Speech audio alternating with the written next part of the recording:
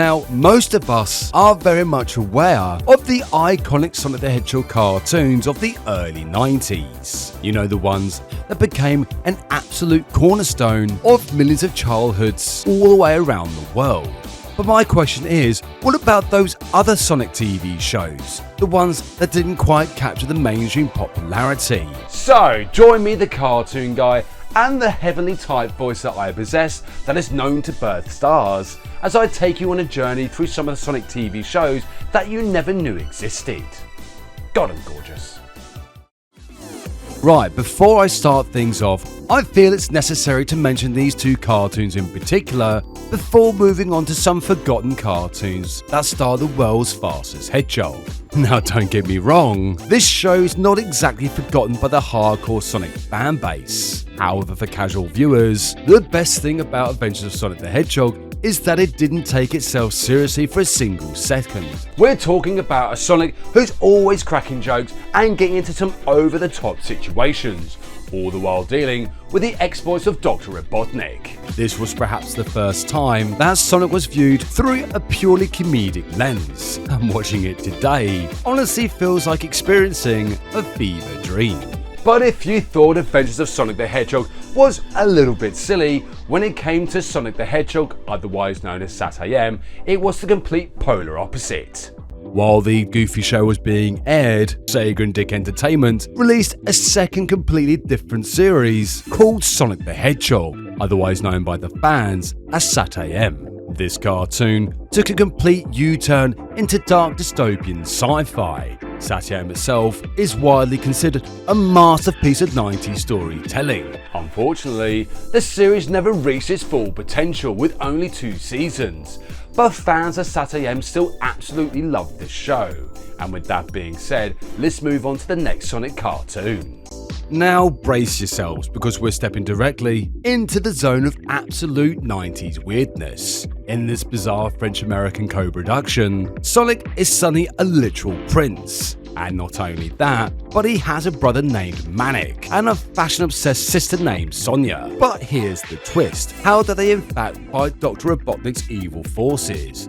Do they spin dash? Do they make use of the Chaos Emeralds and go super? Well, the answer is no. The trio would actually stop the evil forces of Dr. Robotnik with the unstoppable power of music. Excellent! Okay, in order to promote the 2008 video game called Sonic Unleashed, Sega released a 3D animated short film called Sonic Night at the Werehog. The story follows Sonic and Chip as they seek shelter from a massive thunderstorm inside a spooky abandoned mansion. Little do they know that this building is haunted by 3 mischievous ghosts. But when the full moon emerges from the clouds, Sonic transforms into the monstrous werehog, and suddenly the tables have turned. In order for us to understand why those particular shows have vanished into the recesses of our own collective memory, we now have to look at the absolute titans that completely redefined Sonic. Goddamn right.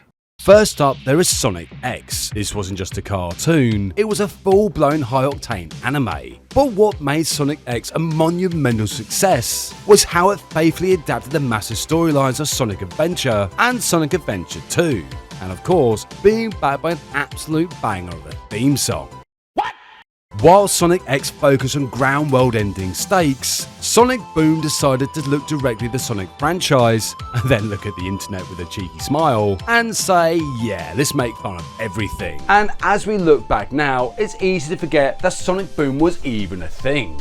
I mean, how many of you out there actually watched it? But anyway, let's go back to the 90s to a legendary OVA, otherwise known as Sonic the Hedgehog.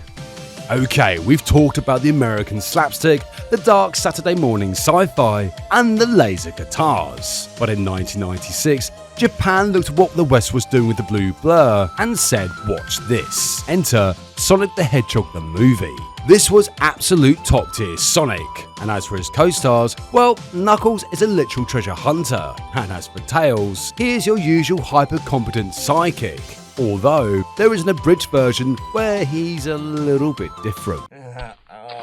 Well, it looks like we're running from here on out. Sound good, Tails? Sonic, I can't see my penis? Still there, buddy. It's just invisible. Oh yeah, I forgot. Anyway, when you look back at the chaotic, beautiful timeline of TV history surrounding Sonic, a fascinating pattern starts to emerge. Through all of these, the pattern is that Sonic has always been consistent. Every single bizarre experiment was like a stepping stone that allowed Sonic to keep running forward, essentially reinventing himself for the next generation of kids, waiting to fall in love with a fast blue rebel. Now, what do you guys think? Out of all the cartoons I mentioned, which one do you have a soft spot for? Let me know in the comments. But anyway, come back next time where Si takes a look at some of the most broken Sonic games ever made. Thank you so much for watching, and press play to continue. See ya!